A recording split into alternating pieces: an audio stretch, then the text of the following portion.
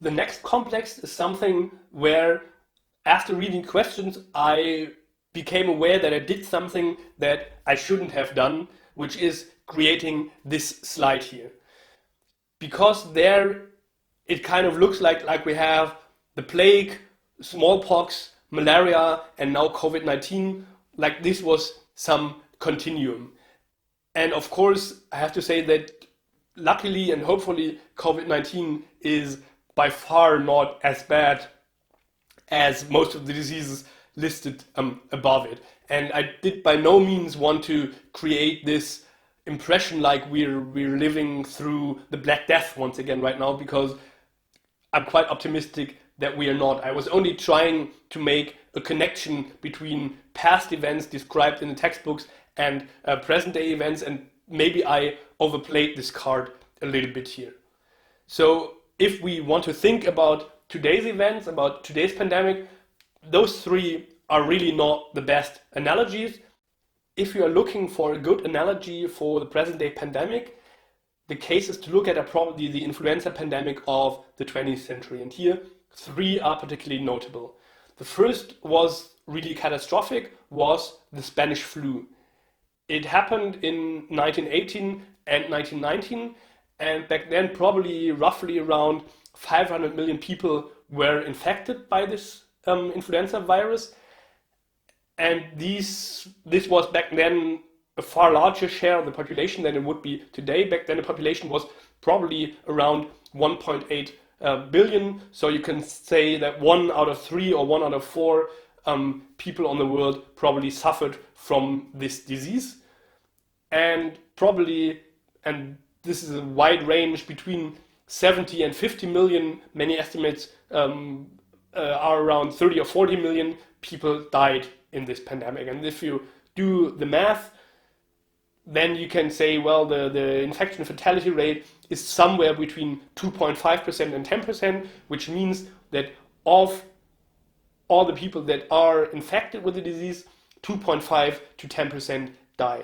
And this had horrible effects on populations, on cities, all around the world, and really spread all around the world back then already. So you see that much of the talk about the current pandemic and the globalized world is not really referring to something that is that new, because also 100 years ago, diseases were able to spread around much of the world in a couple of months or years.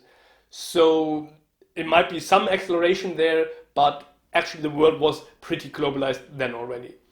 Then you had two other influenza pandemics, roughly 50 or 60 years later. You had the pandemic of 1957, 1958, the so-called Asian flu, and then we had the Hong Kong flu roughly 10 years later, and they also, both of them, affected much of the world population. And here the estimates of people dying are between 1 and 2 million, and we have a much lower infection fatality rate of probably 0.1 to 0.2%.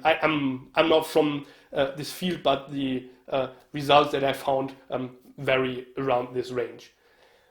And so if we compare this with the current pandemic, you can say that the SARS-CoV-2 virus and the COVID-19 disease are probably worse than the Asian flu and the Hong Kong flu, but by far not as bad as the Spanish flu was.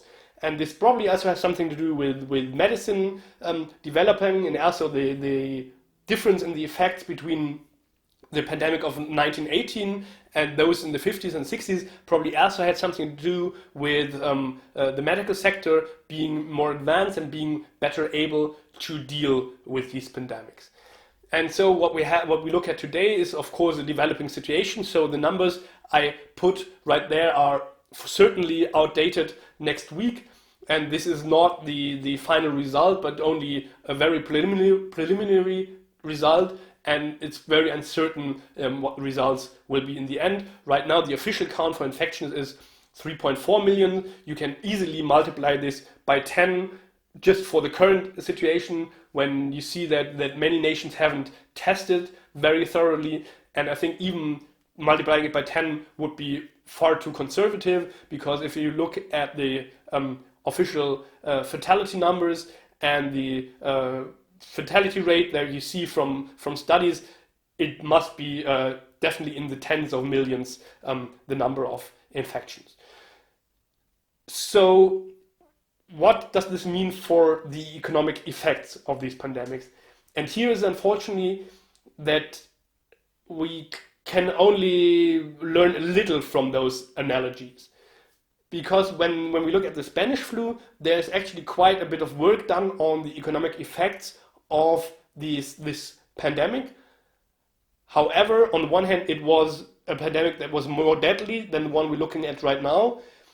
And also, we didn't have this kind of globalized economy that we have today. There was actually the rate of globalization when it comes to trade was quite high back then, but back then we didn't have these kinds of globalized production chains where some sort of product, be it the telephone, be it the car, is not really produced at one place, but is assembled from parts that are in their turn assembled all over the world. So there's something quite different there, and also the social reactions to these pandemics are quite different. And what we can say to the middle two pandemics, none of these caused a major recession globally. However, the Spanish flu, it did have bad economic effects. However, of course, here we have the disadvantage that this happened at the end of World War I. So particularly when you look to Europe, it's very hard to really isolate the effect of the pandemic. Recently, there was one study released concerning the economic effects of the pandemic of 1918, and it looked at the effects it had on individual cities in the United States. And this study came to the result that those cities that had very strong social distancing orders very early on and kept with them rather long, that they had lower mortality, but they also suffered not as bad economic consequences as other cities, where those that had laxer regulations when it comes to social distancing, that they suffered more when it comes to mortality, but they also suffered more economically. And this makes sense for me, because if your community is decimated, if many people die, I don't see the economy working normally or not working well. And it makes sense to me that those cities that have stronger measures against the disease suffer less when it comes to human cost, and also suffer less when it comes to the economy. However, this is somehow incoherent with what we see today, with a lot of economic organizations demanding easing the social distancing measures.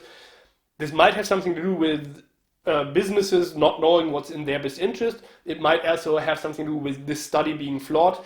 It's just something that's out there. And in general, there's unfortunately no big lesson that I can tell you from these past pandemics, but you'll find a lot of articles on this. So if you're interested in it, this is what you want to look at. Just look at the economic effects of influenza pandemics in the 20th century, and there are some lessons to be learned there, but no perfect analogy. And now we come to the speed Q&A part, and I'll really try to do this quicker this time. So first, there were at least 3 of you who wondered, well, what if China didn't abandon its great journeys across the oceans in the Ming Dynasty, and what if they did expand? Would we then all live under a world shaped by Chinese colonialism right now? And I'm not very big in the what if history, but my very dear colleague Aram Ziai from Kassel University, he kind of played this through a little bit to make a point about colonialism, and you will find this video on YouTube where he makes this case, and the video is called Welcome to Genghis Khan. So if you just search for this, then you will find it, and you can listen to him discussing this question and also expanding on post-colonialism. Next question goes as follows. This chapter offered an historical study of the development of international trade around the world. We understand that if the Europeans had never colonized other continents like America and Africa, and all the riches that these colonies offered, such as auspicious lands, free labor, gold and money, Europeans would never have reached their current power. My opinion may seem a little bit exaggerated, and maybe you will tell me that it has nothing to do with the course. I apologize in advance, but it's just a question like any other. Indeed, I wonder if instead of Europeans, it was Chinese or Indians who had discovered America, would it have happened the same way? In fact, I would like to know if we can talk about the culture of domination and colonization about Europeans without offending anyone in the course. And I do see the comment in the last question, but I'm quite sure that if we discuss the culture of domination and colonization among Europeans, we will offend someone in the course. I'm quite sure of that. But once again, this is kind of a what-if question. And the matter it aims at is, was there a particular culture of domination among Europe? So it's kind of an ironic combination of the two narratives that O'Brien and Williams contrast, because they say, on the one hand, we have this optimistic cultural narrative about Europeans being so advanced. On the other hand, we have this pessimistic discourse about Europeans being so willing to exploit others. And here we say, well, or the student says, well, wasn't it the European culture that made them so willing to dominate and exploit others? And 3 points here. First, I want to say we always have to be very careful with these kinds of cultural explanations where we say, well, because the culture of this and this society was that way, all these things happens, because this tends to become reductionist. Secondly, we also have to be very careful about ascribing one homogeneous culture to such a diverse area as Europe or India, for that matter. So these are all culturally very, very diverse, so there is no one European culture that we can blame here.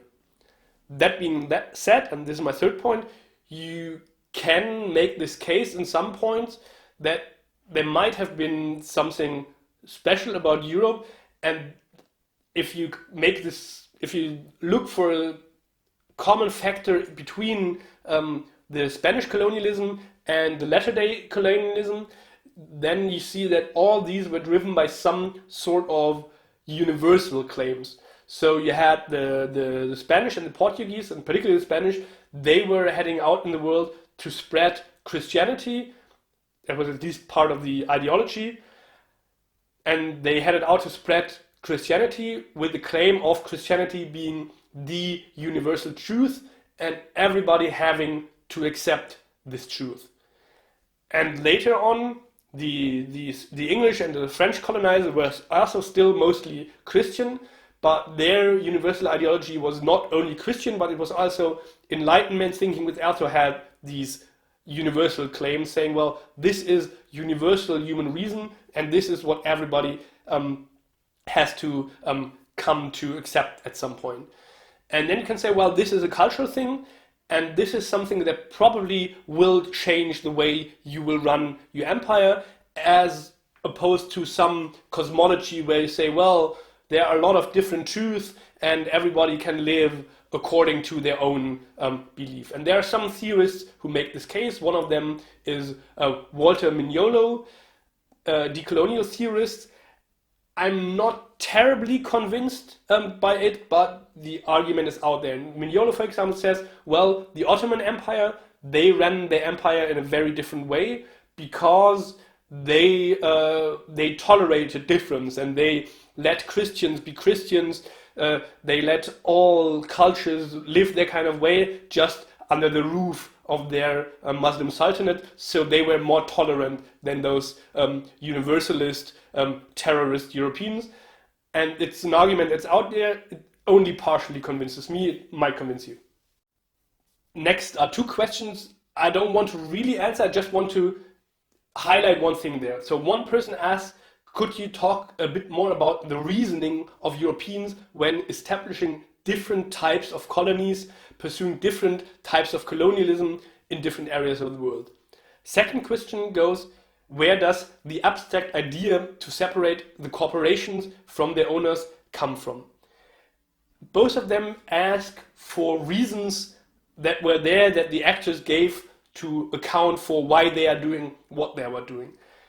And this is one question you can ask, but oftentimes when it comes to political development in history, it's not the best question to ask, because it's oftentimes they don't exist or they're not important. So, for example, there was no European master plan colonizing the world saying, okay, we first set up some colonies in the Americas where we exploit silver and gold.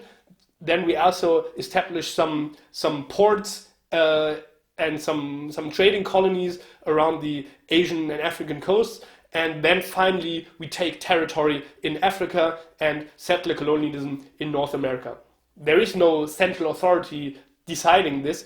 It's just like stuff that happens by different actors doing different things out of their individual interests. And it's not always that everybody has to agree on that. So, for example, when the British East India Company expanded in Asia, the British Crown was not always very fond of what's happening there.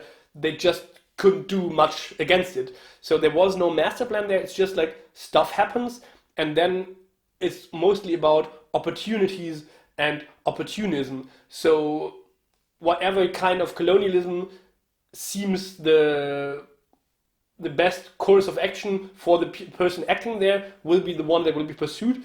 And oftentimes colonialism kind of just happened.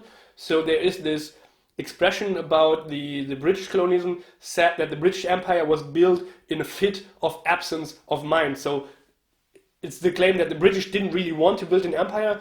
It just so happened by all the stuff they did individually, in the end they ended up with this empire. And similarly, there was no plan to create corporations in this kind of way. It just happens that if you want to have these large economic companies where you want to have a lot of merchants in them, a lot of individual business persons in them, then this is what you might end up with. So you don't always have to ask for the reasons or the abstract ideas behind what happened. Next question. You have talked about three forms of the history movement. Where can Marxist theory in history be classified among these three styles? So this question alludes to those three things that I had, like history as one damn thing after the other, history as a straight line of progress, and history as some kind of circular movement. And if you want to look at Marxism, you have to be important that you distinguish Marx's writings from Marxism as a political doctrine as it was then used or employed in parts of the workers' movement and in the Soviet Empire in particular. And this is not saying that anything Marx said was good and what the Soviet Empire did was bad, and one doesn't have anything to do with one another, but you have to distinguish it. If you look at Marx's writing, in the early writings in the Communist Manifesto, you have this strong idea of progress. So it's somewhere near the straight line. However, he would say it's actually not a straight line, but rather something that happens because there's always struggle between classes, and then we have a revolution, and then we have a leap forward, and then we have class struggle, and it kind of moves forward, then we have a revolution. And so it's close to the straight line, but it's not a straight line, but some maybe zigzag course in which history moves forward. So this is the early Marx, and this is also the kind of thinking that you find in a lot of Marxist-Leninist doctrine. However, in the later Marx, things get more complicated, and he at some point discussed different paths of development, like the Asian mode of production, and then this became a whole thing in the Marxist discourse. And even later on, he became much more skeptical about having this philosophy of history where everything makes sense or develops in a certain way, but came rather close to saying, well, there are struggles and there are developments, but there is no clear historic line here. The next two questions concern those 7 dangers in representing difference or otherness that I named. And here I just want to briefly say that there is no simple solution to the problem. There's no simple positive recipe for how to do it. Rather, I would argue, always be aware of the dangers and try to avoid them as best you can, but don't let this keep you from trying. Next question concerns diseases and goes like this. Weren't diseases like malaria and yellow fever also a danger in Latin America and not just in Africa? Why didn't they stop the expansion there? I'm not sure about yellow fever, but with malaria it's definitely the case that this was also spread by colonialism to the Americas. So 600 years ago there was no malaria in the Americas. It only crossed the Atlantic with either the colonizers directly or with slave trade being established on the Atlantic. Next question, isn't the beginning of racism from superiority in the colonial era? Very short answer, yes it is. This is an important point. One more thing to add here. It's quite likely that the emergence of racism in this time comes from 2 factors. It's on the one hand that the Europeans were in the position to dominate others. On the other hand, the Europeans subscribed to universal doctrines, either religious ones or enlightened ones. So they had to say on the one hand, all human beings are the same. On the other hand, they also had to bridge this with the fact that they were dominating a large part of humanity and exploiting them very roughly.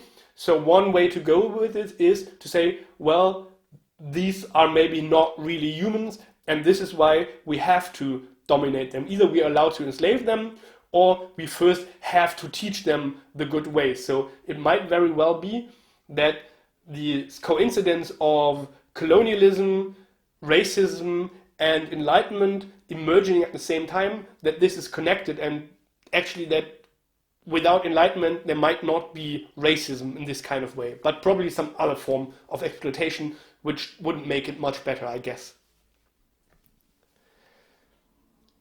Next point, how were the Europeans able to convince Africans to participate in slave trade? I know that Africans have had a history of slave trade before the emergence of triangular trade, but this was only within Africa. Was it simply the promise of Europeans' manufactured goods that led African leaders to sell out their own countrymen and women? Very short answer, there was no such thing as Africans back then.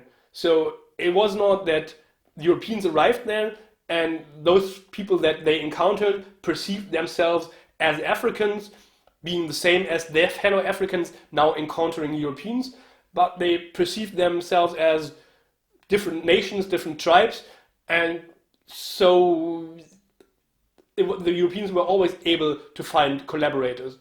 And in general, when it comes to invasion and colonization and conquest, those who do it typically find collaborators. So if you think of all those science fiction movies with aliens arriving on Earth, with then humanity uniting to fight those aliens, it's not what history teaches us very much. History typically teaches us that whenever foreign conquerors come, they will find collaborators. And so if aliens would arrive at Earth and try to enslave parts of humanity, probably other parts of humanity would say, well, take them, I guess. The next 3 questions, which are also the last 3 questions of the day, concern the role of Russia in this. And you remember this one world map that I had in the lecture where you had all those European countries in purple and then the countries that they colonized in green. And their whole of Russia from the very east to the very west was in purple as one of the European nation conquering the others. And some of you asked questions about, well, is this accurate? Does this make sense? And I would say it would have been one of the points, if I were to elaborate about the map longer, I would have said this doesn't convince me very much, because if, as one of you asked, it would probably be better to carve out a certain core territory of what was to become Russia, and then as the origin of colonialism, and then the rest of the East and Siberia and all of this as the territories they colonized, and the same of parts of the south of Russia. So if you look at Russian history, it's a history of colonization and then becoming one nation after that. And then you can still ask, well, was this really the same process as European colonization? And there I would say you can make the case, but probably you would have to differentiate there. And this also refers to another question, namely where are the borders of Europe? In these maps on European colonialism, you typically find all those European nations of today as European nations, but typically the Ottoman Empire not as one. However, if you look at, I don't know, the 15th, 16th, 17th, 18th century, in some senses the Ottoman Empire was just one of the European empires, one of the great powers of Europe. So you can also question this delineation of European nation states and empires against either the Ottoman Empire or Russia, and about both empires you can make the case of whether this was part of Europe or it was not part of Europe. And this is always the case with these kind of concepts like Europe, that they seem plausible at first glance because you're used to using them, but if you look at them hard enough, it becomes more difficult, because if you just look at geography, there is no such thing as Europe any other than there's such a thing as India. Just like you have this big Eurasian landmass, and then you have just like one peninsula on the west, and this is Europe. You have a peninsula on the south, and this is India. And why is one thing a continent and one thing just like a subcontinent or a state? It's just history, it's dominance, and also colonialism. And so these concepts are always complicated. Okay, thanks for listening. See you tomorrow, actually, when we discuss section 3, and then we'll also discuss banking, finance, and money. See you.